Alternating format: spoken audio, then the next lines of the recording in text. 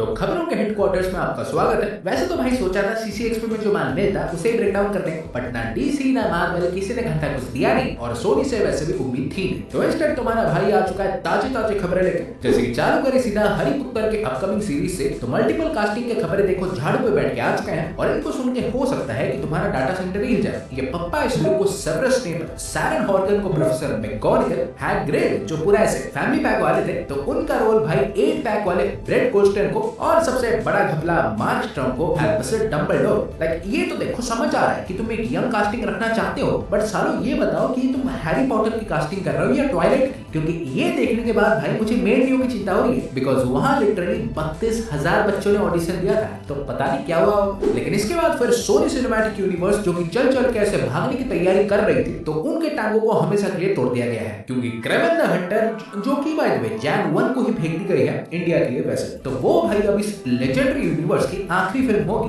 तो चलो बच गए, मतलब अफसोस अब मॉर्बियस 2, 3, 4, 5, 6, 41, 87 नहीं देख पाएंगे, क्या ही कर सकते हैं। और हाँ, मिठाई भी लेने चले मत जाना, क्योंकि राइट्स देखो इनके पास ही रहेंगे। बट क्रेवन के बाद अब ये सिर्फ बियॉन्ड द स्पाइडर वर्स नॉय और स्पाइडरमैन या वेनम से रिलेटेड जो कुछ भी आएगा सिर्फ उन पे ही फोकस करेंगे, वरना भाई फैक्ट्री बंद ही रहेगी। बट इनके फैक्ट्री की बात करें तो क्रेवन देखो चाहे हमारे यहाँ शिकार नहीं कर पाए, बट दूसरे देश इतने नसीब वाले नहीं थे, मतलब लकी थे वो, क्योंकि फिल्म के रिव्यूज आ चुके हैं और एक ही बात बोलूंगा, ब्रूटल है। सभी का मोस्टली वही कहना है कि इनकी कास्ट अच्छी थी, बट स्क्रिप्ट इनका वही ढोलकपुर के नाटक लेवल का है। अब क्या ही बोलूं, जाने वाले को गाली थोड़ी दूंगा। पर हाँ, इनसे आगे बढ़े तो हो सकता है कि कैन साहब वापस लौट सकते हैं, नॉट गारंटीड बट पॉसिबिलिटी। लेकिन रिसेंटली देखो मार्वल के 2 कास्टिंग अपडेट्स आए हैं। एक तो भाई टाइगा साहब की बेटर हाफ यानी रीटा ओरा ने खुद ही बोल दिया है कि वो मार्वल की किसी अपकमिंग फिल्म में कोई विलन को प्ले करेंगी, God knows which and where. But दूसरी खबर जो आई है कि कॉल्विन डोमिंगो साहब ने भी रिसेंटली बोल दिया है कि मार्वल ने भाई ना कि ओनली उन्हें बुलाया था, बट अपनी तरफ से ही पूछा कि कौन सा रोल प्ले करना चाहोगे बेटे। तो इन्होंने कहा कि मुझे देखो घंटा कुछ मालूम नहीं, तो जो सही लगे दे दो।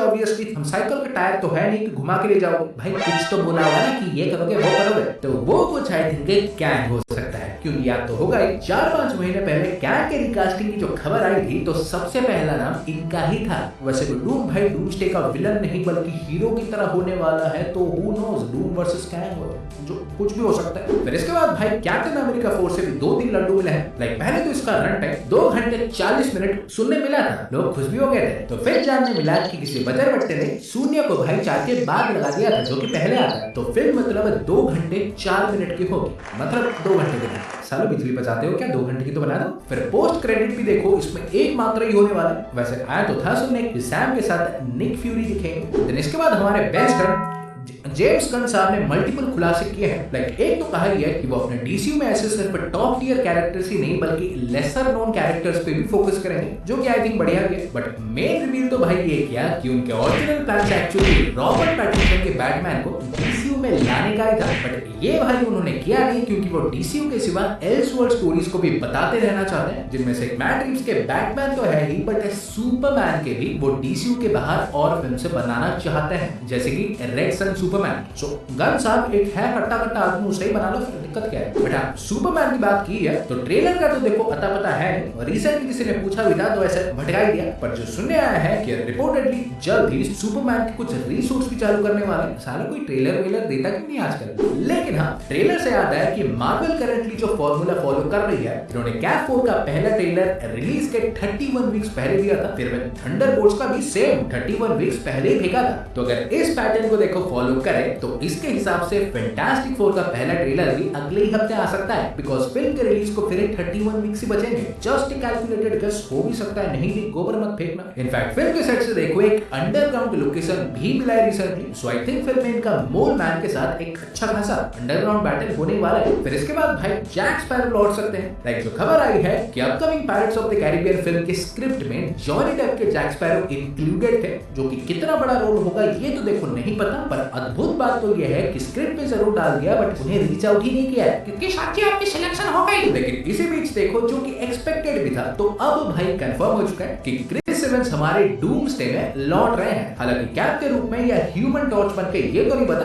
But common sense fantastic four तो ऑलरेडी होने वाली है, तो दो ह्यूमन टॉर्च को लाके क्या ही करेंगे। सो मोस्ट लाइकली जो मुझे लगता है कि ये भाई हाइड्रा कैप बन के ही लौट सकता है, जो कि डॉक्टर डूम के मल्टीवर्स मास्टर्स ऑफ इविल के मेंबर होंगे। या तो रीमर्स भाई ये भी भटक रहे हैं कि एक्चुअली नोमैड बन के भी आ सकते हैं। So let's see. इनफैक्ट सिर्फ ये भी नहीं, जेरेमी रेनर के हॉकाई भी डूम्सडे में लौट रहे हैं, बस वो मोस्ट लाइकली ऐसे कोई लुच्चे वुच्चे नहीं, हमारा ही माल होगा। सो अब भाई अगर अब तक के कास्ट को अपडेट करें तो captain America, Spiderman, doctor strange, Thunderbolts, fantastic four, Hawkeye, doctor Doom और हाइड्रा कैप इतने भाई कंफर्म्ड है, जो कि स्टिल आई डोंट थिंक कि आधे भी होंगे। इवन लगे हाथ देखो कम्बरबैच साहब ने अपनी एक्साइटमेंट प्रकाश भी कर दी है डूम्सडे में लौटने के लिए, और उनके एक्साइटमेंट का one of the main reason Downey के डूम ही है। फिर इसके बाद भाई गेम अवार्ड से भी कुछ एक्साइटिंग खबरें आई हैं। लाइक GTA 6 का तो नामो निशान था नहीं, पर इंस्टेड विचर 4 और गेम ऑफ थ्रोन्स के एक RPG गेम की अनाउंसमेंट हुई। और भाई सबसे चौंकाने वाली बात है, ब्लैक मिथ वुकोंग और एल्डन रिंग के DLC को पीछे छोड़ के एस्ट्रोबॉट गेम ऑफ द ईयर बन चुकी है।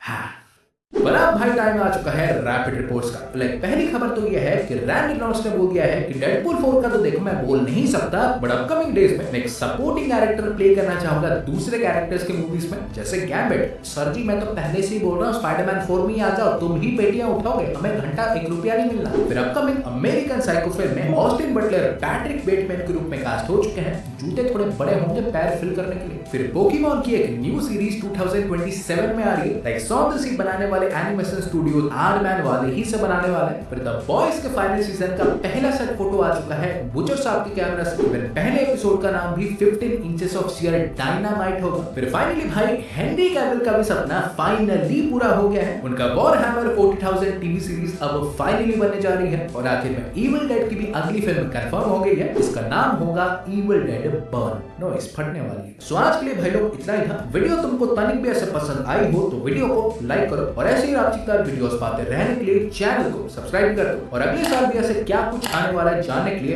बगल में वीडियो को देख लो। और इसके साथ मैं तुमसे मिलूंगा एक और वीडियो में। सो गाइस तब तक बाय और टेक केयर।